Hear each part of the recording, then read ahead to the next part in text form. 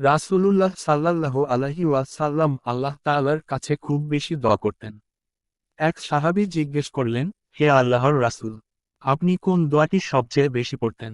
নবী করিম সাল্লাল্লাহু আলাইহি ওয়াসাল্লাম বললেন, ইয়া মুকাল্লিবাল কুলুব, সাব্বিত কালবি আলা দিনিক।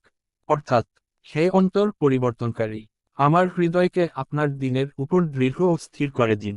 কারণ হৃদয় তো পরিবর্তনশীল, কখনো দৃঢ়, কখনো দুর্বল, আর আল্লাহ সেই সত্তা যিনি মানুষের হৃদয়কে যেদিকে চান ফেরান।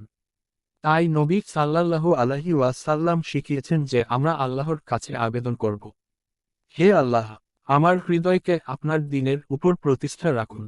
এক হাদিসে রাসূলুল্লাহ সাল্লাল্লাহু আলাইহি ওয়াসাল্লাম ইরশাদ করেছেন, নিশ্চয়ই মানুষের অন্তরসমূহ আল্লাহর দুই আঙুলের মধ্যে থাকে।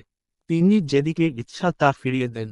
এই কারণেই আল্লাহ তাআলার দরবারে বারবার দোয়া করতে হবে, হে পালনকর্তা, আমার হৃদয়কে আপনার আনুগত্য, ঈমান ও দ্বীনের উপর অটল ও স্থির রাখুন।